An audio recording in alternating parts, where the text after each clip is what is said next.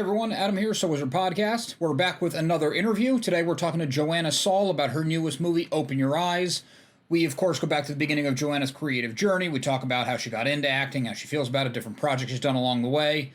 A really interesting conversation we had. And Open Your Eyes is a new horror thriller. I'd say more thriller. It reminded me of not quite Black Mirror because it wasn't tech related, but that kind of like horror anthology done in a bottle kind of deal. I mean, they made it during COVID, so there was restrictions, but it never feels like the movie was made under restrictions. It's just a smaller, intimate story, and that's something we touch on in the interview, which I really appreciate about the movie.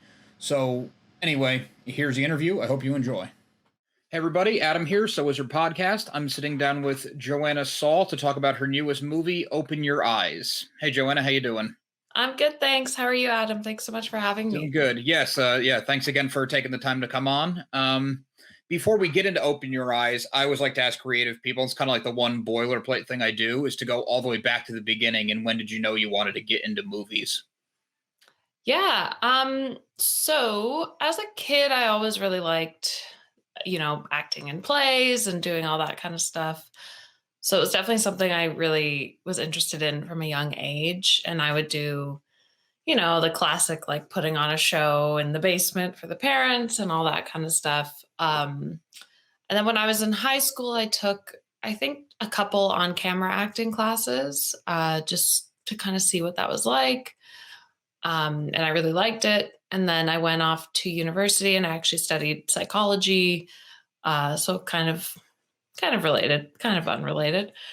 And yeah, I just didn't really fully consider pursuing it as an actual career out of high school. And then when I graduated from university, everyone was kind of getting boring jobs. And I was like, you know what? I'm going to really kick myself if I don't give this a try when I'm young. And I don't want to wake up one day and feel regretful. So, yeah. And then ever since then, I've been pursuing acting as a career. Oh, that's awesome. It's kind of a cool curve you took when you even had your degree and everything, because the next logical step would be to find that, 9 to 5 kind of thing. Yeah. Yeah. A psychology degree is very vague, right? Like, it's not like there's one job. It's not like being an engineer or doctor where it's very clear what you're going to do next. So, had I done a degree that was a bit more linear into the next job, maybe I wouldn't have stopped and considered acting. So, yeah, I'm happy that I did. And I'm happy that I'm still on this journey. For sure. Yeah. It was a good timing on your part, I think, because a lot of it, I'm going to use the word trap, even though it might be a bit extreme, but you get the job and then you buy a new car, then you get an apartment lease or a house, a mortgage, and you can't risk that 9 to 5 to pursue your dreams because you have too many responsibilities by then. So it was good when you did it when you did. Yeah, exactly. And that's a big thing is people get really comfortable and I don't blame them. It's hard to step out of something when you already have a lot and when you already have that comfort. So, yeah, it was good that I just never got that 9 to 5 job. Never got comfortable. Yeah. So what was your first step in when you decided, okay, I'm going to give this acting thing a try? How did you go from, college student, graduate to like, I need a manager, I got to audition, whatever it was? Yeah, so I was working at a restaurant as a hostess, and one of the servers there was an actor. So, after a few months of working there, I was like, oh, maybe I should like sit her down and pick her brain. So we went to coffee and I talked to her and I was like, tell me about being an actor in Toronto. What do you do? Who do you talk to? So yeah, we sat down. She told me about the acting studio she studied at, it's a place in Toronto called Rooney's Actor Workshop by a woman named Sophie Ann Rooney, sometimes called Raw. And yeah, she was like, I really like it. You should come, audit a class and see if you like it. So then I started studying there, and Sophie really creates a really nice like community of actors. Like everyone's very close and people really help each other out and network and stuff. So from there, I actually went to something called the Monologue Slam, which is this event in Toronto. I mean, there's lots of places around the world that do this, but there's one in Toronto, and it's basically every month people go up and do a monologue for judges, and sometimes the judges are agents. So I went and did the monologue slam. There was an agent on the panel. He really liked my monologue. I actually won that slam, which was fun. And yeah, then like I had a meeting with him a week later and I signed with my first agency. And then yeah, and then like that's how I started getting auditions and yeah, so that's how Yeah, that started. that's really cool. Toronto is a very arts forward city. Did you find that being located there kind of helped you? I don't want to say like get a head start, but maybe it was less of outside the box thinking to be like, oh, forget the degree, let's go for acting. Yeah, I think being in a city, it was like right here. There's a lot of stuff that shoots here. It's not like I'm from some really small town where maybe it would be even more routine to get that normal job, whatever that is. Um, so yeah, it wasn't that far out. And I had heard of like a few people, friends of friends who were actors or who were pursuing it. So I think that does help. I think when you have that kind of like modeling, when you have that model to base your next steps off of, it's a bit easier. And, there's studios in Toronto, so it's not that far out. It's not like, you know, it's not like Yeah. I have to move to LA or something to even try. So yeah, that was a bit easier for sure. Yeah, because that is always the big question when you talk to somebody, at least in the States, it's, oh, New York or LA? Like, where were you? Because there's Yeah. only two places, like maybe Atlanta. So it's Mhm. cool that Toronto's there, and Toronto's, I don't even want to say a big up and comer because it's already there. They've been doing a lot of stuff. Is Yeah. that still where you're based out of? Yeah, I am. And there's also Vancouver in Canada, which is on the West Coast, and they arguably film even more than we do because they're so close to LA. I mean, not Oh, so okay. close, but they're at least in the same time zone. Yeah. So there are Toronto actors who maybe move out to Vancouver and live there for a couple of years. So that's like something I've considered, but for now I'm staying in Toronto. Yeah, you got your community there. It's good. Yeah. Yeah. So how I saw on your IMDb that you don't just act, but you also produce, and it looks like just as much. How did you find that role? So a couple years ago, a bunch of women that also study at this acting studio that I go to, we were all, actors. And as actors, you kind of end up waiting around a lot for an audition or a gig. So we were kind of sick of waiting and we all wanted to act and work. So we kind of got together and decided, like, okay, what if we made this like women's film collective where we made a bunch of our own short films? And then that way we also learned a lot behind the camera. So we learned like what it means to be a producer because it's a very mysterious job that a lot of people don't really understand. And we learned about set deck and directing and all these different parts of film and TV that, I mean, some of us did know about, but a lot of us didn't. Like I didn't go to film school. So there was a lot of like production management that I didn't really know about. So yeah, we basically decided like, okay, let's like pool our resources, write 9 scripts and make them, and then that way we all have some more acting, demo reel footage. And then we also all get to try out new roles. So, like, I directed one of them, which was really cool. I produced a bunch of them, and I was like the one producer for 2 of them. So, yeah. And we're still going. Our group is called Counterbalance Collective. Uh, the 9 shorts that we originally did are on YouTube. So, it's a series called Closed Doors. And then now we're kind of in the writing stage of our next set of short films. No, it's a really good idea because you do hear that kind of story a lot where, I was sick of waiting, so I wrote myself a role. I was sick of waiting, so I wrote a screenplay and I wanted to produce it or direct it, whatever it is. So for a bunch of you to get together and kind of have each other's backs and, you produce my thing, I'll produce yours. That's a really smart move.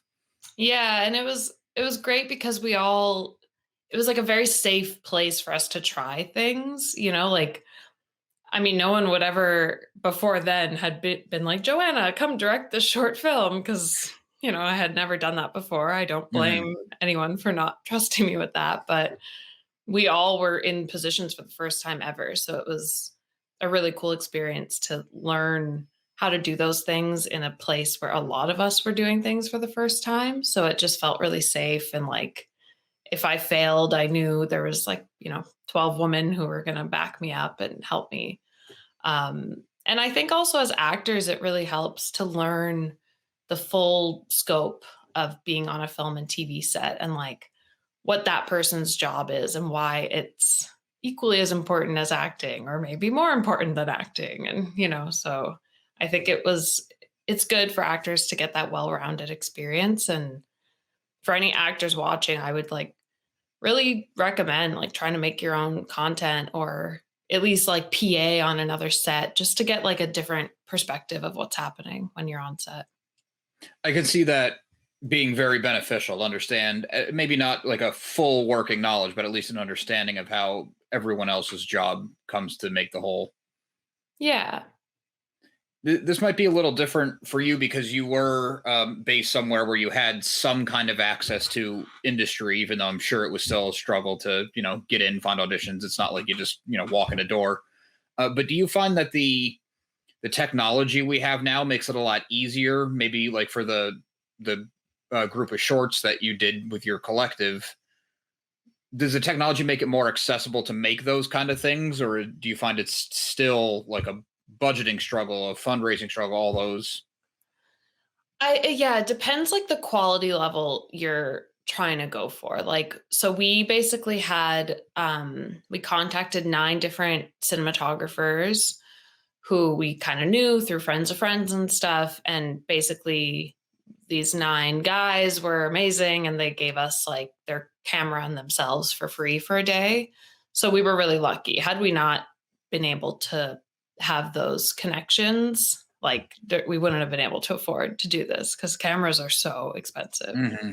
Um, but I mean, some of them were using like maybe just like a kind of fancier DSLR versus like a legitimate video camera. Um, so I do think it's still a barrier for sure, especially if you want it to kind of be high quality. But that being said, I still think you can make really cool, good stuff with like even an iPhone or just a regular DSLR. And I think another thing that is great about the time we're living in and the technology we have is that actors can so easily find a great scene from a TV or film and just film themselves doing it on their iPhone. And like the acting is what matters, right? Like if you send that off to an agent and they can like very well be blown away by that and be like, yeah, I'm going to sign you. So I think we're lucky to be in this, in 2021 where phones are such good cameras. Whereas like I imagine in the 80s and 90s, like, are you really gonna like film yourself on this crappy camcorder and send the tape by mail? So I think there's lots of ways actors can get really creative now and just like, or even put together a reel of like segments of different monologues and send that to an agent, like if you're hungry and if you have the talent, like someone will notice and someone will appreciate it for sure. I think that's the real key is that hunger. Like, how bad do you want it? And you can, like you said, film it on your phone, and it's not hard to do very simple editing to cut the things together and Mhm. email or Dropbox a file rather than stick that VHS tape in the mail and hope it doesn't get Yeah. smashed on the way. Exactly. Yeah. There's Yeah. definitely a lot more options. And I mean, of course, agents would rather see a reel with, you know, actual gigs, but Hmm. they understand if you're just starting out and like they like fresh talent too. So, yeah. That's good that you're finding that agents are looking for fresh talent because it seems like when you watch like the Hollywood movies, you see the same 12 people over and over and over, and it's like, isn't there someone else out Yeah. there? Yeah. I mean, that's an issue too. I think there's some, like, I feel like Netflix is pretty good about often you watch something and you're like, I've never seen this person before, but there's still a lot of casting directors and shows and movies that only want people with a big following behind them already, Yeah, which is there's a annoying. pre-built And audience. Yeah. yeah, as someone who is also, kind of just starting out and doesn't have a big following yet, it is like annoying. You're like, come on, there's more talent out there. Broaden your horizons. Yeah, I could see that being very frustrating. Hmm. Along with all this technology and all the pros we're talking about, like say your movie Open Your Eyes. I'm in upstate New York. I'm not near Toronto, and I'm not in one of the big industries. And our podcast has a good listener base, even though we're not, Joe Rogan or something insane. So the technology there too, I think, is helping indie movies spread like indie music used to. Like, oh, Yeah. you want to hear something new? Check out this band. You're not going to find it at FYE or wherever. So movies, I feel like, are now kind of getting the same treatment with the internet, which is great. Are you seeing that? Yeah, I mean, this is my first like feature. So I don't have so I've never really done like a whole press circuit like this before, but from what I'm seeing just from what I've been doing with Open Your Eyes, like yeah, it's incredible that we're able to reach all these, kind of smaller niche like podcasts and blogs and stuff. And sometimes those smaller websites actually have a more like loyal following too, it's because it's like, yeah, it's just more niche.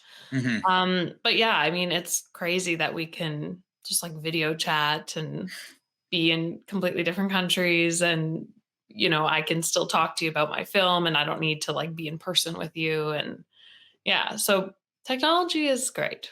We should Yeah, be yeah. happy about it. Especially given the whole last year.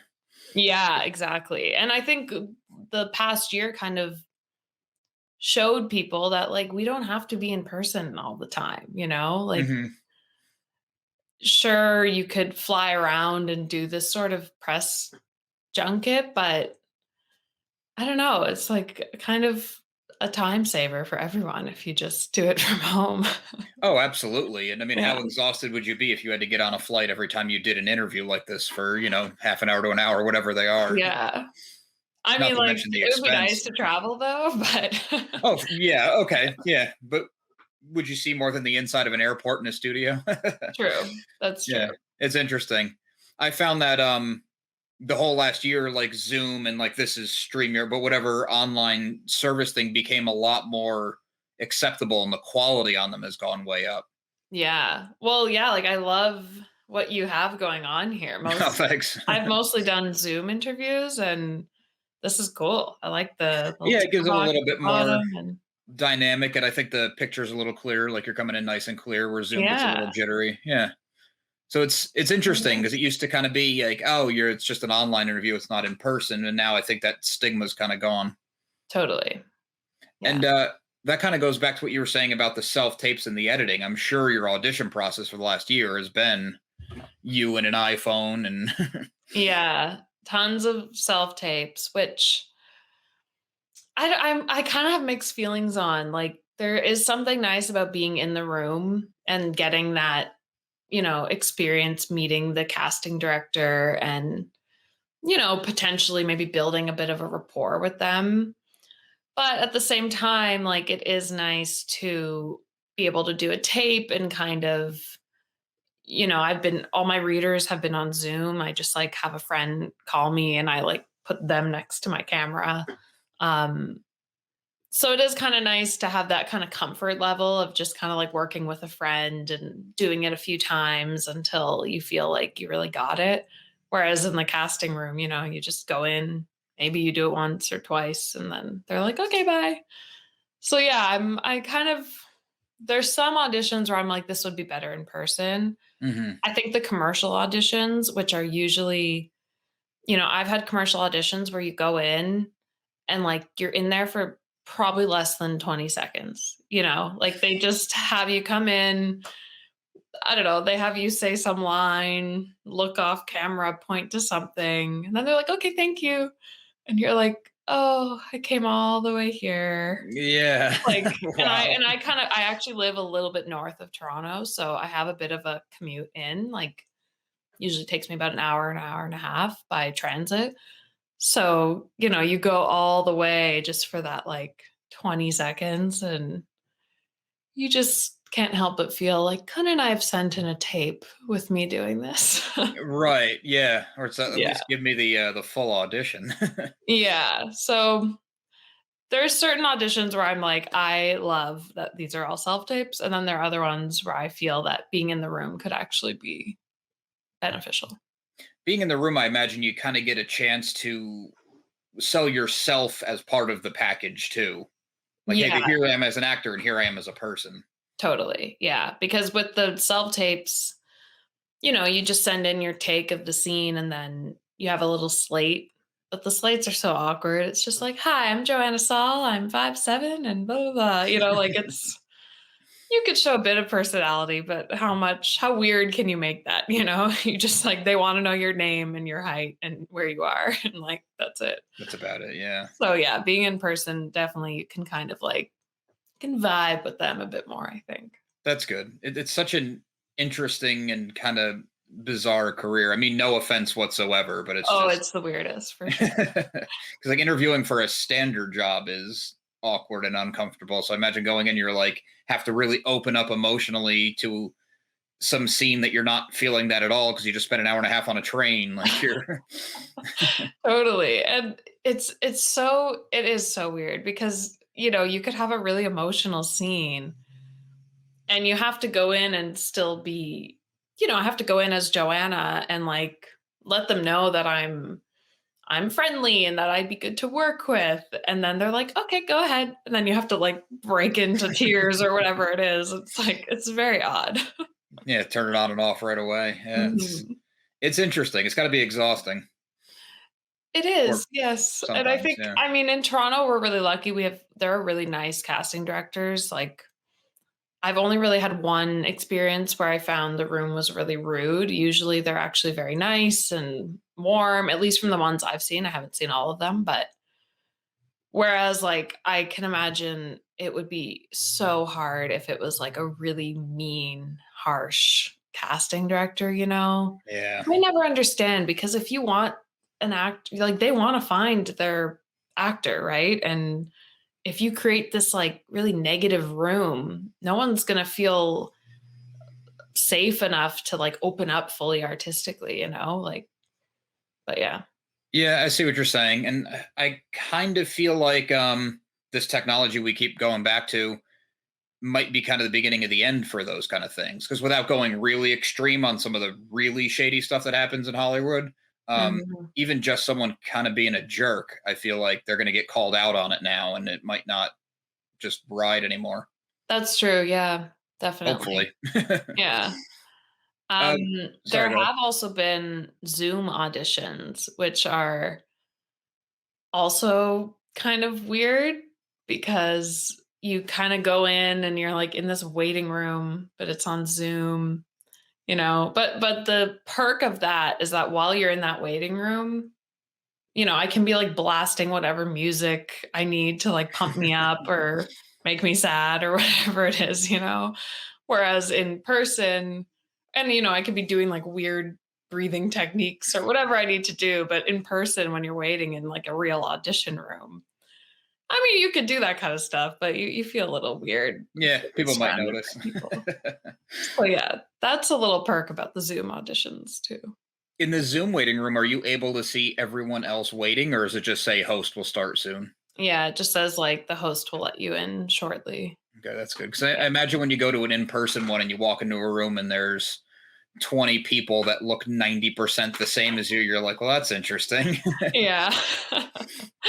Yeah, that's always interesting. You kinda have to just, like, try not to look around too much. Just, like, keep your head down, focus on you. Tunnel But easier vision. said than done. Yeah, I'm sure it Yeah. is. I'm sure it is. It's a bizarre world. Mhm. Before we get too far in, we should probably talking about Open Your Eyes. So you said Yes. this is your first feature. Congratulations. Thank you so much. How did that come across your desk? So in March 2019, going all the way back, I had auditioned for this director. His name is Greg Sager, and he was casting for a different feature film. And I thought the audition went well, but then I just never heard anything afterwards, which is very typical in the acting biz. So then, you kind of just assume, okay, maybe my audition wasn't that good. They must have gone with someone else, whatever. Fast forward to like May 2020, and I get a random message from Greg saying, like, hello, you auditioned for me in 2019. I just wrote the script. I was kind of thinking of you for the role. Are you interested? Will you send in a self tape? Blah, blah, blah. And I was like, what the heck? And then him and I had a call. He explained that he wanted to shoot this film. So then I sent in a self tape, and then he liked my self tape. So then I got it. But Ontario was still in like a really intense lockdown then. And the rule at the time was you could only have 5 people indoors for a gathering. Um, so he was like, we are going to shoot this with 5 people total. So 2 cast, 3 crew, and the sound guy is going to be outside doing sound remotely. So then I was like, okay, sure, I'm down. So then we kind of isolated for 2 weeks before we shot, and then we were all very safe on set and everything. But yeah, so that's how it came to me, and then we started shooting. That's a pretty cool path there, and that's also some good advice for other people starting their acting career. Is even if you don't get that audition, you don't know what doors you might have opened. Exactly. And then later, when we were shooting this, I asked them, I was like, whatever happened to that film? And apparently, some sort of funding fell through or something. So it wasn't anything to do with me, of course. It never is. And yeah, they just like they didn't move forward with that film, but they were like, we really liked your audition. Which is kind of a shame that actors never really get that like positive feedback. Hmm. Like, that would have been such a great confidence boost if I had known that they had liked that audition, but it's just like, it's again, easier said than done, but I think actors need to learn to get that positive evaluation from themselves, like think about your audition yourself and be like, "Hey, you know what? I do feel good about that. That was good." And then regardless what happens, you'll have a pat on the back from someone, but it's you. It is strange that you're not given any feedback typically, because you'd think, Yeah. especially just starting out, they'd be like, "Hey, we really like what you did here and here, and just for the future, maybe try doing not like specifically on your craft, but maybe some etiquette thing. I don't know what it could be, but just any kind of advice for someone coming up, because how Yeah. else do you learn if you don't know what you possibly did that they didn't like?" Mhm. I mean, I think, I have heard that agents, like, when they first start sending an actor out to casting directors, it is pretty normal that they can ask the casting director for some feedback after Oh, the okay. audition. So that is a thing, but I think for the most part, most actors would say that you just never really hear back. I mean, in the room, they might be like, "Oh, yeah, that was awesome, like, thanks so much." But then if you don't actually book it, you don't know if, like, that was Right, like your true or. experience was a funding issue, but you might have been thinking like, "Oh, did I flub that line?" But it's like, well, no, they lost their investor. Yeah, exactly, and, like, yeah, it's often not related to you, you know? Right, yeah. Yeah. So I guess for people listening, keep that in mind. Don't Yeah, take it personal. totally. And you never know, yeah, like, anything can become something in the future, as you said, like, it can open a new door, so even if you audition and, like, everyone always says this, but it's worth saying again, like, you're not necessarily auditioning for that one part, you're auditioning for that casting director or that director because they might love something you did and love the energy you brought, but it might just not match that one character? Someone else might come in 2 people after you who's like exactly what the writer had imagined or you know what I mean? Hmm. So, it's so unrelated to you, but you just need to, like, give it your all and bring your authentic energy to it because then, like, that's what will resonate, and then they'll in the future, they'll be like, "Oh, wow, do you remember that girl who brought in this energy? Like, that would work so well with this character," you know? So, I just think that's something also important to keep in mind is like it'll come if you keep delivering and being yourself, and a role will come for you. That's great advice. Great advice for Mhm. people. Going back to Open Your Eyes. Sorry, I kind of jumped tracks there. Yeah, no, it's okay. Um, you said you shot it under really strict COVID guidelines and everything, but the movie seems like perfect for that kind of thing. I mean, silver lining. Of course, no one wanted to work in those circumstances, but because it's a Yeah, very small cast and that's intentional to the plot. yeah. So Greg actually wrote it, um, like kind of in the pandemic. So the story is about a guy named Jason Miller who is writing a screenplay. So he's a screenwriter. He's writing a screenplay. He's kind of like in his own world a bit. He's just writing, and he's very like uh, he's living a solitary life for a while.